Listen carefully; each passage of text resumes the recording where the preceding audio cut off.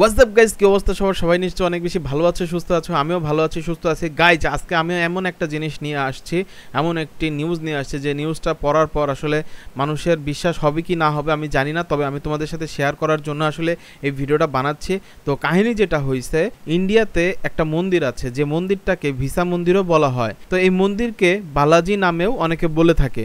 তো কাহিনী যেটা হয়েছে, এই মন্দিরে যারা নাকি যায় তারা হচ্ছে ভিসার আবেদন করার জন্য যায়। আমাদের কম বেশি সবারই আমেরিকা যাওয়ার জন্য কিন্তু মনে প্রাণে আমরা বিশ্বাস করে থাকি যে ইস, যদি একবার আমেরিকা যেতে পারতাম তাহলে লাইফটা না জানি কত সুন্দর হইতো। তো আমি তোমাদের এখন একটা নিউজের কাটিং দেখাচ্ছি। যে মন্দিরটা আমি তোমাদের এই যে নিচে দেখায় দিচ্ছি, যে মন্দিরটা, এই মন্দিরটা প্রায় 500 বছর আগেকার মন্দির। এবং এই মন্দিরে যারা এই মন্দিরে যান তাদের দেবতাকে 11 বার প্রদক্ষিণ করেন।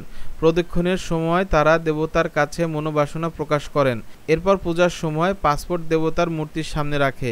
ইচ্ছে পূরণ হলে ভক্তকে আবারও মন্দিরে আসতে হয় এবং 108 বার দেবতাকে প্রদক্ষিণ করতে হয়। কিভাবে শুরু হয়েছে এই প্রথা? তো বন্ধুরা, আসলে কিভাবে শুরু হয়েছে এই প্রথা সেটা জানার জন্য আমাদের আর একটু নিচে যেতে হবে। সেটা হচ্ছে, একদল কলেজ শিক্ষার্থী যুক্তরাষ্ট্র যেতে চেয়েছিল। তো কিন্তু ভিসা পেতে সমস্যায় পড়ে তারা। এরপর ওই মন্দিরে এসে প্রার্থনা করে শিক্ষার্থীরা, তারপরেই ভিসা পেয়ে যায় সবাই। এই খবর ছড়িয়ে পড়লে অন্যরাও যুক্তরাষ্ট্র ভিসা পাওয়ার আশায় বালাজি মন্দিরে ভিড় করতে থাকে। সো বন্ধুরা, এরকম অলৌকিক ঘটনা অনেক ঘটছে আমাদের এই সমাজে এবং দুনিয়াতে।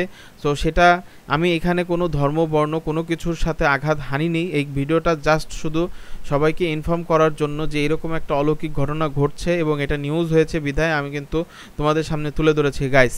সো দেখা হবে নতুন কোনো ভিডিওতে। সে পর্যন্ত সবাই ভালো থাকো, সুস্থ থাকো, সুন্দর থাকো, আর মোস্ট ইম্পর্টেন্টলি ফুর্তিতে থাকো। তোমাদের এলাকায় যদি কোনো অলৌকিক ঘটনা থেকে থাকে তাহলে আমাকে ইনবক্সে জানাতে পারো, অথবা আমার কমেন্ট সেকশনে জানিয়ে দিতে পারো। আমি সেইটা তোমাদের মাঝে শেয়ার করব।